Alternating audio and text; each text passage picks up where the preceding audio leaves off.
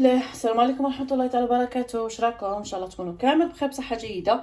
اللهم صل وسلم وبارك على سيدنا محمد وعلى اله وصحبه اجمعين. نبداو في حلويات العيد. بسم الله. راكم عارفين بلي حنا يوتيوبرز لازم نبداو حلويات قبلكم باش نعطيكم فكره واش غادي ديروا. انا بما انه راه غالي والصوالح راهم غاليين ما نكذبش عليكم، غادي ندير الحلويات التقليديه تاعنا فقط، ما غاديش ندير حلويات بريستيج وحلويات مش عارفه واش انايا. المهم انا كنت شاريه الكاوكا كيما وريت لكم في رمضان، وكنت شاريه اللوز قبل رمضان، كانوا دايرين عليه عرض. شريت اللوز. كاين حلويات اللي نبغوهم باللوز، كاين حلويات اللي نبغوهم بالكاوكاو. هذه هي. انا غادي ندير معكم اليوم بسم الله الكعك. هنا عندي انا عبرت بالغرفيه وانتم عبروا الكميه اللي راكم باغيينها. نقدم لكم هنا الكاميرا باش تشوفوا. هنا عبرت بهذه الغرفيه، درت يعني بالكيله. انا نعبر الكعك بالكيله. درت كيله حليب وكيله ما، غادي نديرهم فوق النار يدفاو. وعندي نفس الكيله زيت، وعندي نفس الكيله سكر. عندي هنايا مغرف كبيره شنان هذا، ولا كاين اللي في الدول العربيه يقولوا له المحلب، ومغرف كبيره تاع حبه حلوه نحمصهم في المقله. انا دايره لهم هاد المقله صغيره سبيسيال نحمصهم في المقله. وعندي مغرف كبيره تاع جلجلان غادي تاني نحمصه. وعندي مغرف كبيره لافاني. عندي قشور الليم، دوك نجيبها الليم لابد في الكعك يعطيكم وحده البنه بزاف شابه. عندي خماره تاع الكسره وخماره تاع الكاطو. وعندي الفرينه. دروك انا ندير الحليب والماء يحماو يدفاو، ماشي يغلو، يدفاو برك باش الخميره تاعنا تتفاعل. ونحمص الجلجلان والحبه حلوه والشنان. في الدول العربيه محلب، ينسون وسمسم، هادو ممكن ما يكونوش يعرفوهم. لافاني صح، الفانيليا والزيت والسكر والحليب والماء باين. وهذا بيكينغ باودر، الخميره كيميائيه بيكينغ باودر وخميره فوريه. هادو هما نحمصهم وندف فيه الحليب والماء ونولوا نشكلوا مع بعض الكعك تاعنا. هنا شوفوا حمصت فقط، شوفوا كيفاش حمصتهم. ما تحمصوهمش حتى يكحالوا. شوفوا كيفاش حمصتهم. شوفوا علاش كنت حمصوهم اكثر من اللازم، غادي عفوا غادي يولوا لكم مرين. نخلطهم هنا باش نطحنهم. جبت هنا ريحه تاع القهوه بسم الله ونطحنها. نطحنهم كامل في رحبه.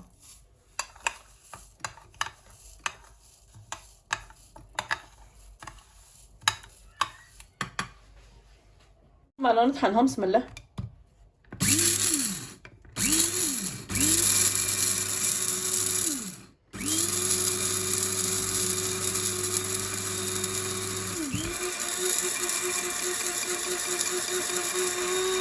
شوفوا كيفاش طحنتهم حتى ولاو لي بودره. شوفوا بهذا الشكل. هنا شوفوا نبدا بسم الله. والحليب والماء تاعي راهم خصاي دافين.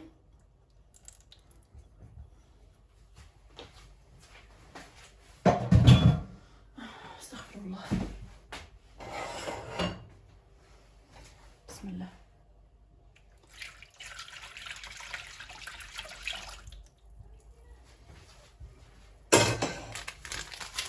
شفتوا هذاك اللي من درنا مركز الليمون، ها شوفوا كي تلقاوه واجد يسهل عليكم. ما تضلي لا تخمي ما عنديش الليم وكيفاش ندير الكعك. صافي تكوني موجدتها في الكونجيلاتور. شوفي كيريح عليك.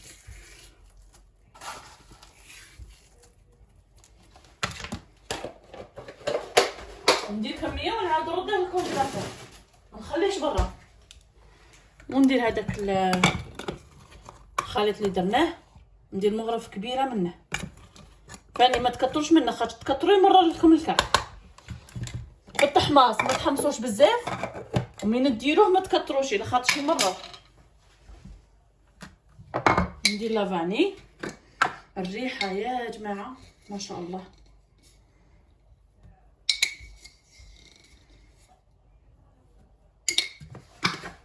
ونبدا ندير خماره تاعي.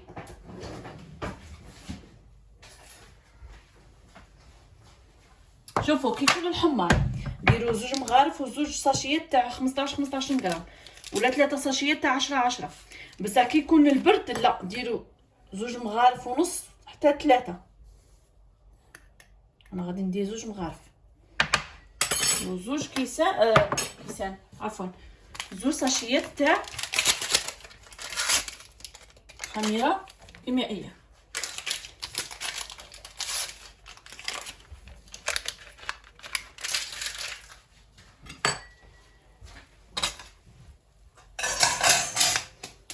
ونبدا نخلط.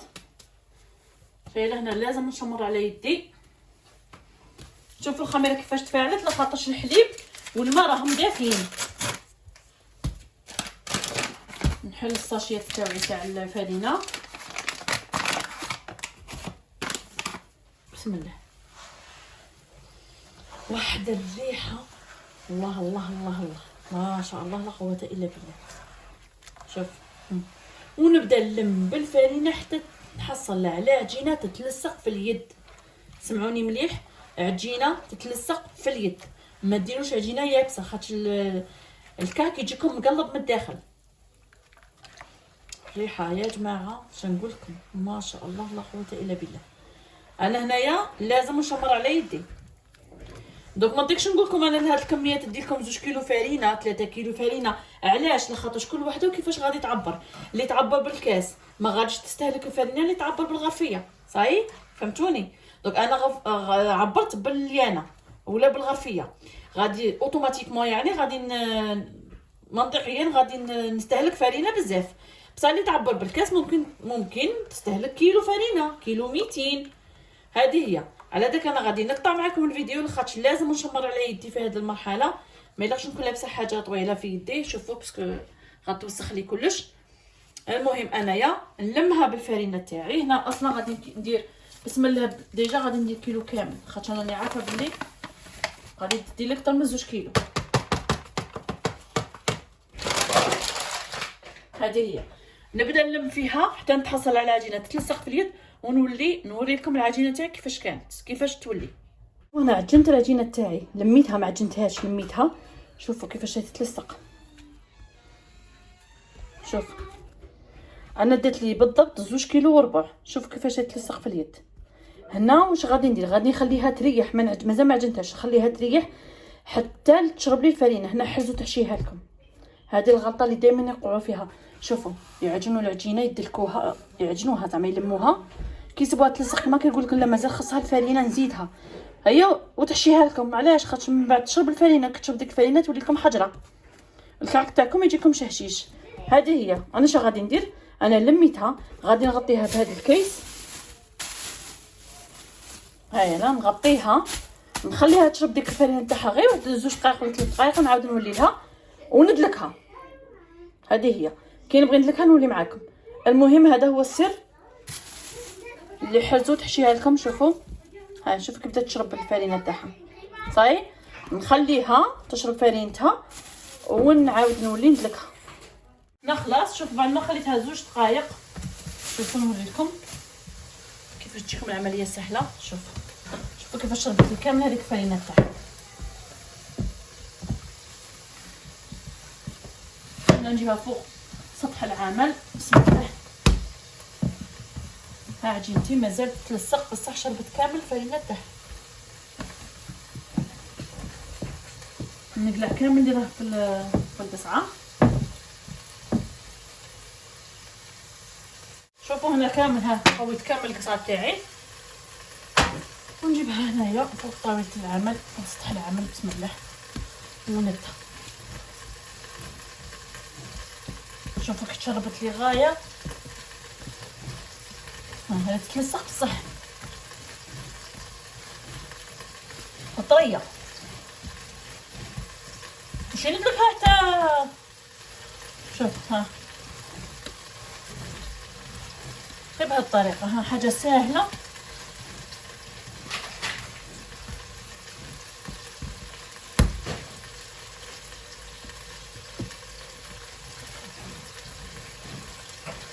شفتوا ما رشيت لا فرينه لا حتى حاجه. ها هي مازال تلصق بصح طريه. شوف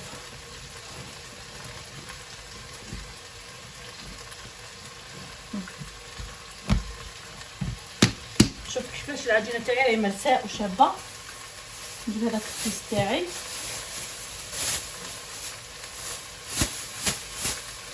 نحليه من الجنب.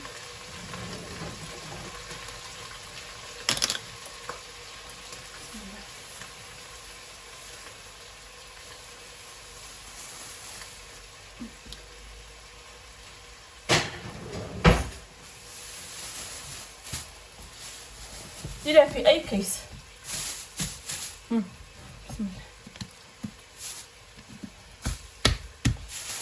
ونغطيها، نغطيها طبعا من كاع الجوانب. اللون واضحه لكم في الكاميرا كما تشوفوا. ونعاود نجيب القصعه تاعي ونخليها تريح. نخلي العجينه تاعي تريح باش نشكلها ما تصعبليش. خليها تريح واحد 10 دقائق ربع ساعه. الحماره غادي بالخف تريح بالخف تطلع. خليها ونعاودو نولو مع بعض ان شاء الله نشكلو الكعك تاعنا. نوري لكم هنا كيفاش جا. شوف انا وجدت كيس، وجدت الميزان تاعي باش تشوفوا. شوفوا هنا بعد ما خمرت، استناو نوريكم قبل الخميره كيفاش ولات. شوفوا ما شاء الله. شوفوا كيفاش ريحت. انا ما نهودهاش خميره كيما راهي هكا، نبدا نقطع. انا نديرهم وزن 90 غرام. شوفوا هنا مش عارفه لا يتبان لكم غايه الميزان، لا بعد شويه فوالا هيا. ونبدا نقطع، ندير وزن 90 غرام.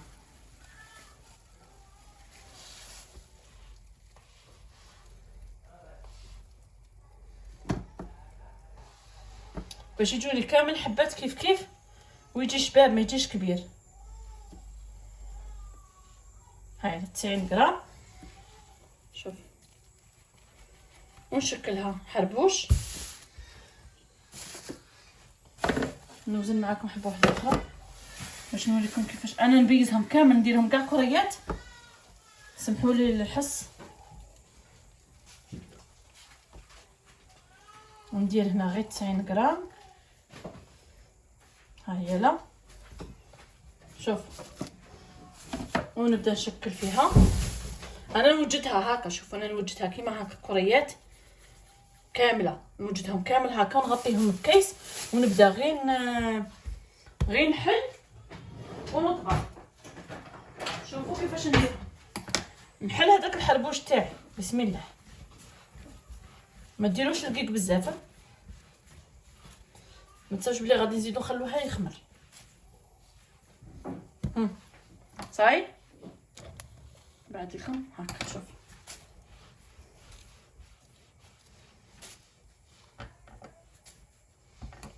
نقص بنقص. بسم الله. كنت تشوفوا يعني هنايا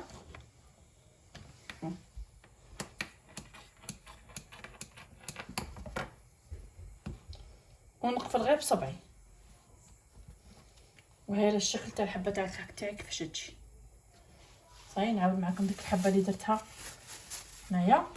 انا غادي نحطها في الصينيه نسفه ونغطيه ونخليه يخمر. شفتوا العجينه كيفاش راهي طريه. وهذا قلت لكم ما تيبسوهاش.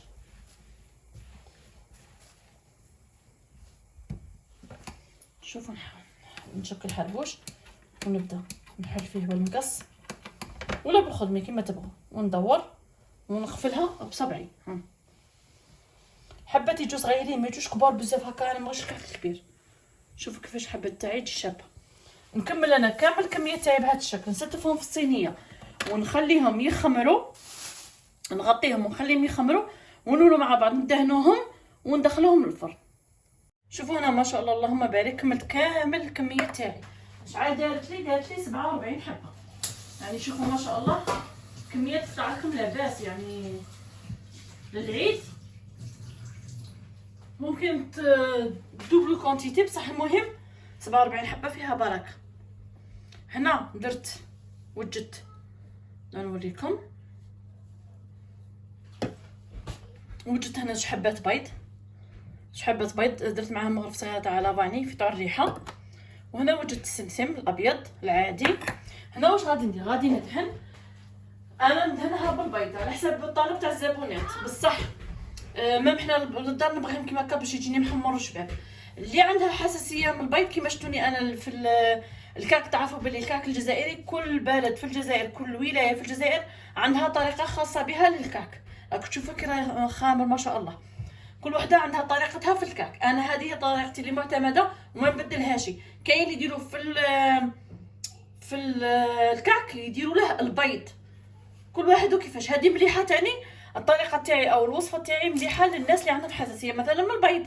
ما تقدرش البيض دير الكعك تاعي. وهنا في طعله تدهنه بالبيض تدهنه بالحليب. هنا نبدا بسم الله الرحمن الرحيم. كما راكم تشوفوا ندهن الحبه ما نضغطش غير هكا ندهن.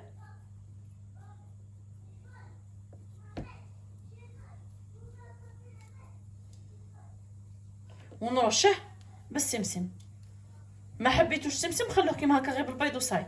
ترشوه بالسكر كاين اللي يرشوه بالسكر كيما تاع زمان صاي. ها شوف هذه هي الطريقه حاجه سهله. نزيد معكم حبه بسم الله.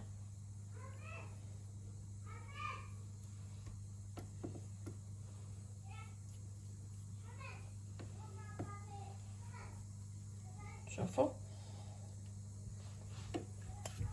وقلت لكم ممكن ترشوا عليه السكر.